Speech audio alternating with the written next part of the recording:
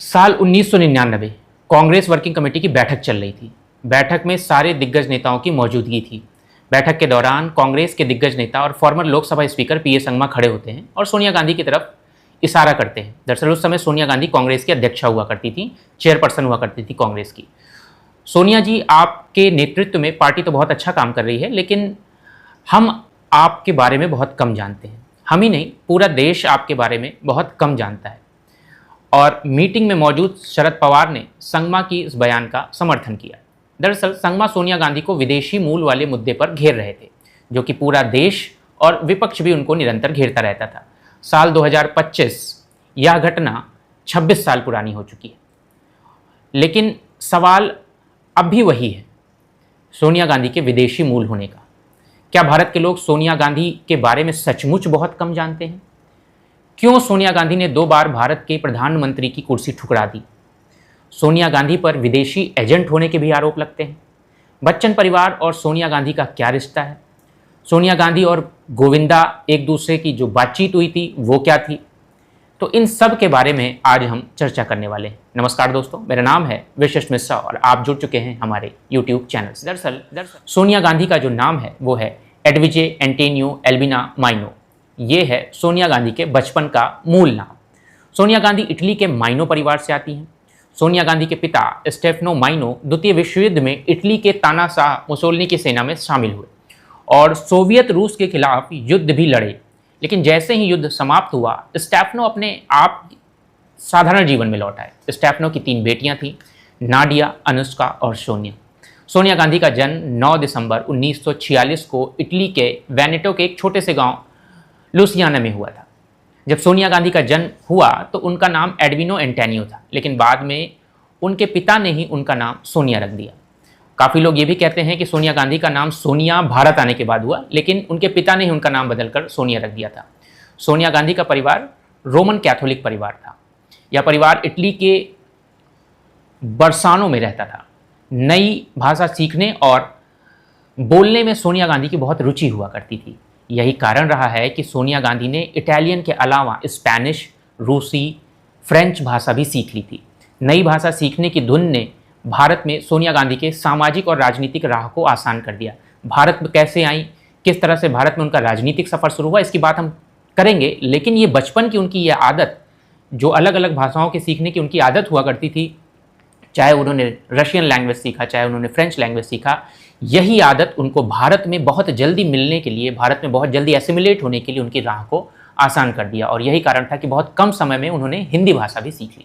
सोनिया ने न सिर्फ हिंदी भाषा सीखी, बल्कि देवनागरी लिपि को भी सीख लिया। आप जानते हैं, लिपि वो होती है जो किसी भाषा को लिखने की व्यवस्था होती है, और भाषा, उस भाषा को बोलना भी आता है। भाषा में बोलना लिखना दोनों शामिल होता है, लिपि लिखना होता है। यानी सोनिया गांधी को देवनागरी लिपि में लिखना भी आता है और हिंदी भाषा भी आती है। ये उनके लैंग्वेज की पढ़ाई के लिए जो शुरू से उनकी रुचि थी, इसी से कहीं ना कहीं आता है। सोनिया लैंग्वेज की पढ़ाई के लिए इंग्लैंड के कैम्ब्रिज गई थी। वहाँ उन्होंने बेल एजुकेशन ट्रस्ट में इंग्लिश लैंग्वेज की पढ़ाई की। सोनिया एक मिडिल क्लास यूरोपियन फैमिली से आती थी, जिसके कारण सोनिया ने अपनी जो पढ़ाई के दौरान यूरोप के रेस्टोरेंट में पार्ट टाइम जॉब भी किया, जो काफ़ी लोगों को पता है कि वो रेस्टोरेंट में काम करती थी। तो सोनिया गांधी ने अपनी पढ़ाई के सपोर्ट के लिए क्योंकि फैमिली से आती थी, जिस फैमिली से बड़ा हम्बल बैकग्राउंड की फैमिली थी, तो इस वजह से अपनी पढ़ाई को उनको सपोर्ट भी मिले, इसलिए एक रेस्टोरेंट में जॉब किया, पार्ट टाइम जॉब किया। और राजीव गांधी और सोनिया की मुलाकात भी यहीं कैम्ब्रिज के ग्रीक रेस्टोरेंट वर्सिटी में होती है। राजीव गांधी की अगर माने, जो राजीव गांधी जी कहते हैं कि सोनिया गांधी से उन्हें पहली नज़र में ही प्यार हो गया था। यह 1965 का साल था, 1965 का साल था। राजीव उस समय कैम्ब्रिज विश्वविद्यालय के ट्रिनिटी कॉलेज में मैकेनिकल इंजीनियरिंग की पढ़ाई कर रहे थे। राजीव ने ही पहल की बातचीत करने की सोनिया गांधी से। बाद के दिनों में सोनिया ने भी इस बात का जिक्र किया और बताती हैं कि राजीव गांधी उन्हें पहली ही नज़र में पसंद आ गए थे। लेकिन ये भी स्वीकार करती हैं कि वो नहीं जानती थी कि राजीव का ताल्लुक गांधी परिवार से था और ये दोस्ती इतनी गहरी हो जाएगी कि भारत को उन्हें अपनाना पड़ जाएगा। तो ना ही राजीव ने इस बात का कभी जिक्र किया कि भारत के सबसे सम्माननीय परिवार गांधी परिवार से आते हैं। एक साल बाद जब सोनिया ने राजीव को अपने पिता स्टेफनो से मिलाया, जिसकी चर्चा हम पहले कर चुके हैं, स्टेफनो माइनो से मिलवाया, तो राजीव ने स्टेफनो से कहा कि मैं सोनिया से शादी करना चाहता हूँ। सोनिया गांधी के पिता इस बात के लिए राजी नहीं हुए।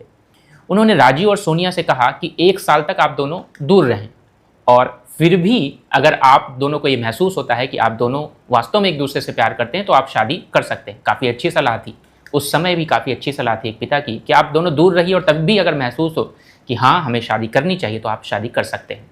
1965 में इंदिरा गांधी ने इंग्लैंड का दौरा किया। अब देखिए यहाँ से कैसे स्थितियाँ बदलती हैं। इंदिरा गांधी ने इंग्लैंड का दौरा किया। इंदिरा उस समय देश की सूचना और प्रसारण मंत्री हुआ करती थी। इस दौरे के दौरान राजीव ने इंदिरा से सोनिया की मुलाकात करवाई। सोनिया गांधी बताती हैं कि वह इस मुलाकात के लिए बेहद घबराई हुई थी। मुलाकात के दौरान इंदिरा जी ने भांप लिया कि काफ़ी घबराई हुई हैं। फिर इंदिरा ने उनसे फ्रेंच में बात करना शुरू किया, क्योंकि इंदिरा गांधी भी फ्रेंच जानती थी, और आपको मैंने शुरू में बताया कि सोनिया भी फ्रेंच भाषा जानती थी। दरअसल इंदिरा ने यूरोप में अपनी पढ़ाई के दौरान फ्रेंच भाषा सीख ली थी। सोनिया और राजीव की शादी का किस्सा भी बड़ा मशहूर है। 1968 का साल था। सोनिया गांधी 13 जनवरी को भारत आती है। सुबह सोनिया गांधी की फ्लाइट दिल्ली एयरपोर्ट पर पहुंचती है और उनको रिसीव करने पहुंचते हैं राजीव के बहुत ही खास दोस्त अमिताभ बच्चन। राजीव के बहुत ही करीबी हुआ करते थे अमिताभ बच्चन उस समय, हालांकि उतने फेमस नहीं हुआ करते थे उस समय, लेकिन अगर कुछ पत्रकारों की माने, जैसे उस समय के वरिष्ठ पत्रकार राशिद किदवई ने सोनिया गांधी की जीवनी लिखी है, उनका मानना है या वो कहते हैं अपनी जीवनी में, जो सोनिया गांधी की उन्होंने जीवनी लिखी है, किदवई अपनी किताब सोनिया की जो बायोग्राफी लिखी है उसमें कहते हैं 25 फरवरी को सोनिया और राजीव की शादी होनी थी। शादी में अभी 1 महीने से ज़्यादा का समय था। इंदिरा गांधी भारतीय परंपराओं में यकीन रखती थी और उनका मानना था, और ये चाहती भी थी इंदिरा गांधी, कि उनकी शादी पहले भारतीय परंपरा अनुसार हो। तब इंदिरा गांधी के उस समय सहयोगी हुआ करते थे टी एल कौल साहब। तो टी एल कौल साहब ने सुझाव दिया कि सोनिया राजीव की शादी होने तक सोनिया को तेजी बच्चन के यहाँ रहना चाहिए। अब ये तेजी बच्चन कौन है? आपको पता होना चाहिए कि तेजी बच्चन उस समय के हिंदी कवि हरिवंश राय बच्चन की पत्नी थी, यानी कि अमिताभ बच्चन जी की माँ। तो हरिवंश राय बच्चन के 2 बेटे थे, अमित और अमिताभ। अमिताभ सुपरस्टार नहीं बने थे उस समय तक। बच्चन परिवार और गांधी परिवार में बड़ी गहरी दोस्ती हुआ करती थी, और राजीव और अमिताभ बच्चन के बीच की भी दोस्ती बहुत ही गहरी थी।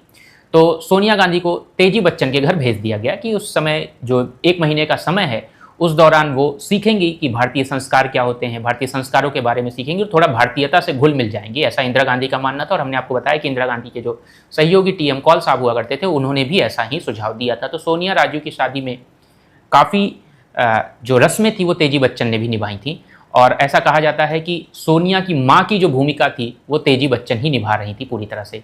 तो हरिवंश राय बच्चन और तेजी बच्चन ने शादी में गीत भी गाए थे, काफ़ी सहयोग किया था। जिसके यहाँ सोनिया गांधी 1 महीने से रह रही हैं, तो आप समझ सकते हैं कितनी निकटता होगी इन दोनों परिवारों के बीच। सोनिया के पिता स्टेफनो तो शादी में शामिल नहीं हो पाए थे, लेकिन माता जरूर शामिल हुई थी। उनकी माँ जो पावलो इटली में थी, इटली से शादी में यहाँ शामिल होने के लिए भारत आई थी, लेकिन यह शादी चूंकि हिंदी रीति रिवाजों से हो रही थी, इसलिए शादी में सोनिया की माँ की भूमिका तेजी बच्चन ने निभाई। 25 फरवरी 1968 को इंदिरा गांधी के आवास पर एक सफदरजंग रोड पर जो आवास हुआ करता था उस समय बैकलॉज में सोनिया और राजू की शादी हुई। एक सिविल मैरिज, साधारण सी शादी करने की कोशिश हुई। इस शादी को विस टंडन ने कराया था। शादी के बाद दिल्ली के मशहूर हैदराबाद हाउस में एक पार्टी दी गई। ये पार्टी थोड़ी बड़ी हुई थी, लेकिन इसमें जो गणमान्य थे वो केवल कुछ ही लोग थे।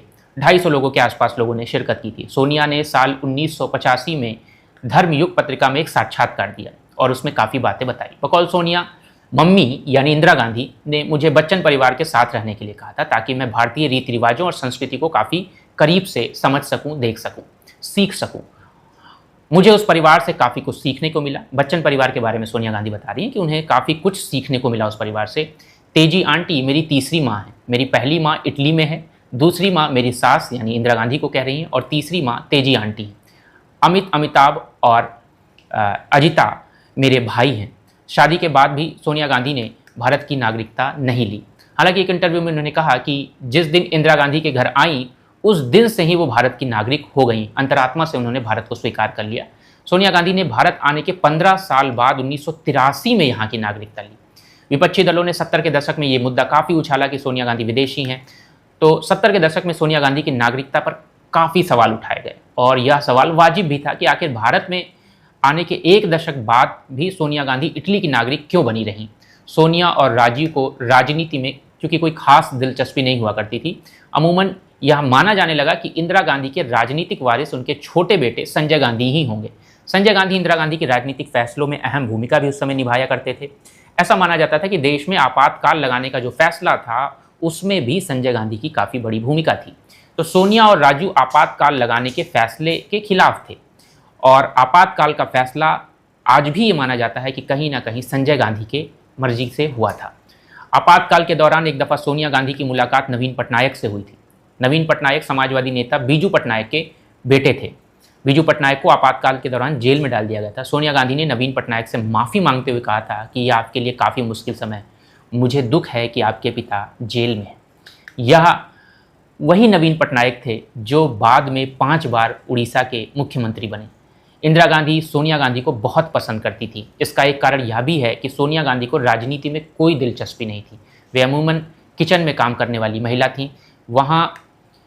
वहीं अगर देखा जाए तो संजय गांधी की पत्नी मेनका गांधी को भी राजनीति में हिस्सा लेना पसंद था। राशिद किदवई अपनी किताब सोनिया की बायोग्राफी में लिखते हैं, एक किस्सा लिखते हैं कि एक बार मनेका गांधी अपने पति संजय गांधी से नाराज हो गई।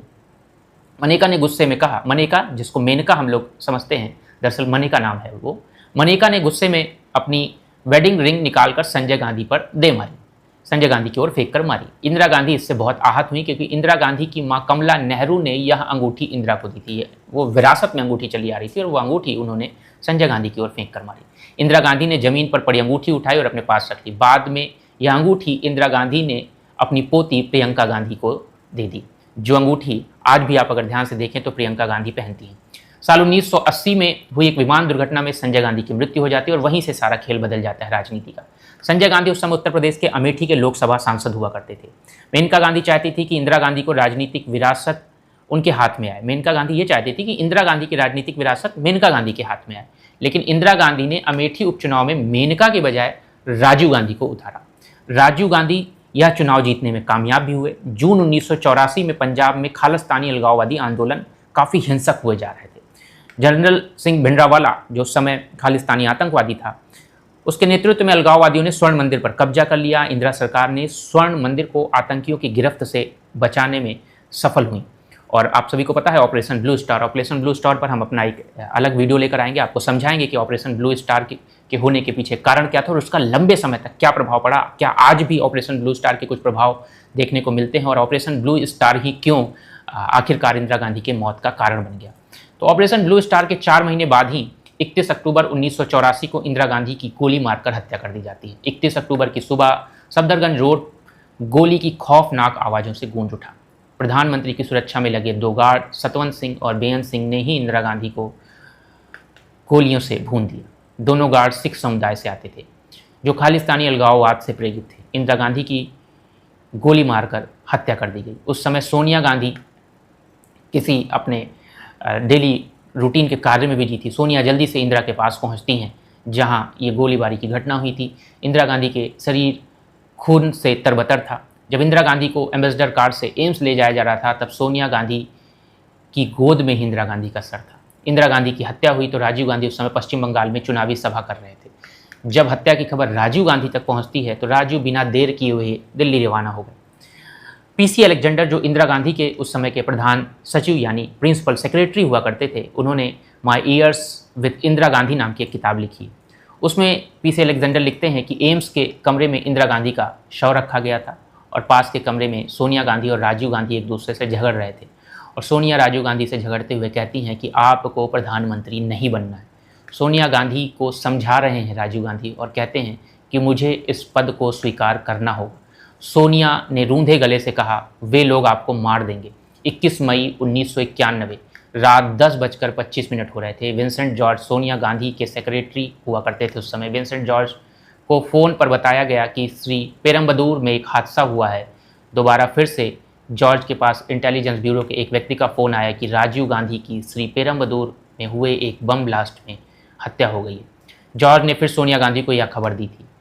बट कहने का मतलब ये है कि जो डर सोनिया का था इंदिरा गांधी की मौत के बाद, वो डर आखिर कुछ समय बाद हकीकत में बदल जाता है। राजीव की मौत की खबर सुनते ही सोनिया गांधी को अटैक हुआ, एक अस्थमा का अटैक। अस्थमेटिक हैं चूँकि सोनिया गांधी, तो उनको अस्थमा का अटैक हुआ। चूँकि अस्थमा के जो पेशेंट होते हैं कई बार एंजाइटी की स्थिति में उनको अस्थमा का अटैक बड़ा होता है। बेटी प्रियंका माँ की दवा ढूंढने लगी। कुछ समय बाद 1991 में हुए लोकसभा चुनाव के नतीजे आते हैं। राजीव गांधी की हत्या से कांग्रेस के पक्ष में सहानुभूति की एक लहर थी उस दौरान, ये ऐसा कहा जाता है। और नतीजन कांग्रेस सबसे बड़ी पार्टी बनकर उभरती उस समय। पार्टी की तरफ से सोनिया गांधी को प्रधानमंत्री बनाए जाने की बात की जाने लगी, लेकिन दो धड़ हो गया, दो हिस्से हो गए। जो एक सोनिया गांधी को सपोर्ट करता था कि सोनिया गांधी को प्रधानमंत्री बनाया जाना चाहिए, लेकिन एक हिस्सा मानता था कि सोनिया गांधी को प्रधानमंत्री नहीं बनना चाहिए क्योंकि सोनिया गांधी विदेशी मूल की। सोनिया गांधी ने स्वयं प्रधानमंत्री बनने से इनकार कर दिया। सोनिया गांधी के इनकार करने के बाद नरसिम्हा राव को प्रधानमंत्री बनाया गया। इसके बाद सोनिया गांधी ने पार्टी और राजनीति से किनारा कर लिया। बाद में सीताराम केसरी कांग्रेस के अध्यक्ष बने। इन दिनों कांग्रेस लगातार चुनाव में खराब प्रदर्शन कर रही थी। पार्टी के दिग्गज नेताओं ने सोनिया गांधी से अपील की कि वह सक्रिय राजनीति में आए और पार्टी को संभालें। दिसंबर 1997 में सोनिया गांधी ने सक्रिय राजनीति में आने का फैसला लिया। एक पॉलिटिकल ड्रामे के बाद केसरी को कांग्रेस अध्यक्ष के पद से हटाया गया और सोनिया गांधी को पार्टी का अध्यक्ष बनाया गया। यह कांग्रेस पार्टी के भीतर केसरी के खिलाफ तख्ता पलट था। यही वह समय था जब विपक्षी पार्टियां सोनिया गांधी के विदेशी मूल के इशू को एक बड़ा मुद्दा बना रही थी। इस मुद्दे की आंच कांग्रेस पार्टी के भीतर पहुंची। तो जहां से हमने शुरुआत किया था वो 1999 की कांग्रेस वर्किंग कमेटी, वहीं पर हम फिर पहुंच गए हैं कि अब आती है साल 1999 की कांग्रेस वर्किंग कमेटी।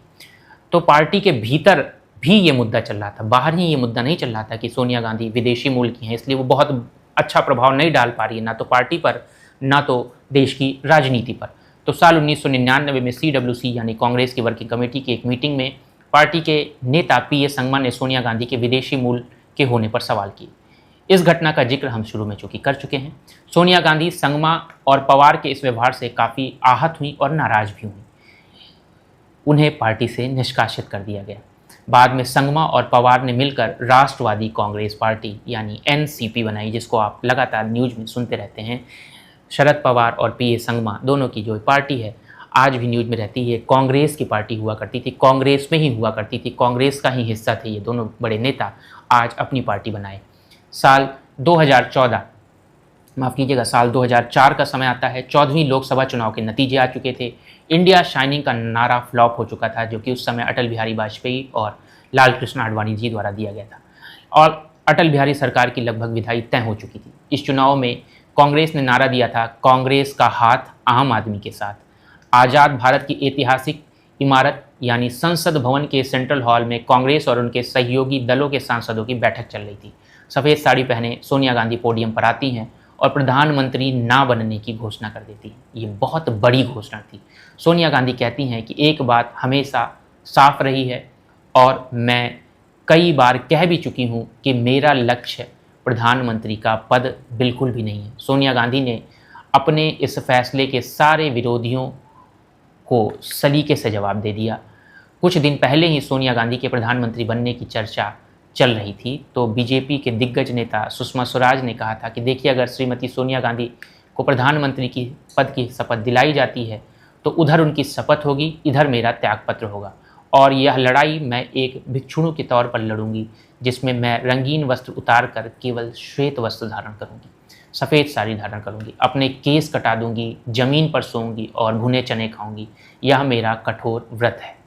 22 मई 2004 को मनमोहन सिंह प्रधानमंत्री बनते हैं, लेकिन कुछ समय बाद नेशनल एडवाइजरी काउंसिल का गठन किया जाता है, जो कि काफ़ी विवादों में रही। अब इसकी अध्यक्षा बनती हैं सोनिया गांधी। सोनिया गांधी को इसका अध्यक्ष बनाया जाता है। सोनिया गांधी की आलोचना इस बात के लिए की जाती है कि नेशनल एडवाइजरी काउंसिल का गठन करके उन्होंने प्रधानमंत्री की शक्तियों को कम कर दिया और मनमोहन सिंह की सरकार को, या यूँ कहें कि तत्कालीन प्रधानमंत्री मनमोहन सिंह को एक पपेट बना दिया।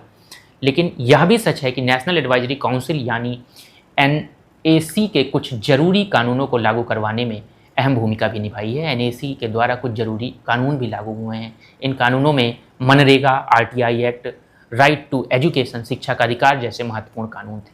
कांग्रेस और उनके सहयोगी दलों के गठन UPA ने साल 2009 में लोकसभा चुनाव में भी जीत हासिल की, लेकिन यह कार्यकाल काफ़ी विवादित रहा। इस दौरान कई घोटाले सामने आए। इनमें 2G घोटाला, कोयला घोटाला, कॉमनवेल्थ घोटाला, इस सब से मनमोहन सिंह की सरकार की साख पर बट्टा लगता है। साथ ही साथ कांग्रेस की भी साख पर, कांग्रेस की भी इज्जत पर बट्टा लगता है। कांग्रेस की भी इमेज डेंट होती है। नतीजन 2014 में लोकसभा चुनाव में कांग्रेस को करारी हार का सामना करना पड़ा। विपक्षी दलों में सोनिया गांधी का नाम अगस्टा वेस्टलैंड हेलीकॉप्टर घोटाले से भी जोड़कर देखा जाता है, लेकिन इसका कोई प्रमाणिक अभी तक सबूत नहीं मिल सका है कि क्या अगस्टा वेस्टलैंड से जुड़ी हुई थी सोनिया गांधी। साथ ही सोनिया गांधी का नाम बहुचर्चित नेशनल हेराल्ड केस में भी आता है। जांच एजेंसी ईडी ने सोनिया गांधी और राहुल गांधी को इस मामले में कई बार पूछताछ के लिए बुलाया भी है। सोनिया गांधी साल 2017 में कांग्रेस के अध्यक्ष पद से इस्तीफा दे देती। मिसेज गांधी लगातार 19 सालों से कांग्रेस की अध्यक्षा थी, चेयरपर्सन थी। 19 सालों तक पार्टी का अध्यक्ष होना भी सोनिया गांधी की राजनीतिक आलोचना का विषय बना। जाते जाते सोनिया गांधी का एक किस्सा है जो सुनते जाइए। 90 के दशक की बात है। एक बार जब सोनिया गांधी एक कार्यक्रम में शामिल होने मुंबई पहुंची, सोनिया गांधी जब मंच पर बैठी थी तो कांग्रेस के नेता मुरली देवड़ा अभिनेता गोविंदा को लेकर सोनिया गांधी के पास पहुंचे। देवड़ा ने जब गोविंदा का परिचय सोनिया गांधी से कराना चाहा तो सोनिया ने मुस्कुराते हुए कहा, मैं इन्हें जानती हूँ, मेरे बच्चे अक्सर इनके बारे में बात करते हैं। बाद में गोविंदा को 2004 के लोकसभा चुनाव में मुंबई उत्तर की सीट से कांग्रेस ने टिकट दिया। गोविंदा सांसद भी बने। तो यह सोनिया गांधी की कहानी थी जिन्होंने भारतीय राजनीति पर अमिट छाप छोड़ी। और आप ये कहानी सुन रहे थे मेरे यानी वशिष्ठ मिश्रा के साथ। अगर आप किसी और विषय पर, किसी और व्यक्ति के बारे में, किसी और व्यक्तित्व के बारे में जानना चाहते हैं तो हमें कमेंट में ज़रूर कर बताइए। आज का सेशन हम यहीं पर समाप्त करते हैं। बहुत बहुत धन्यवाद। Thank you so much to all of you.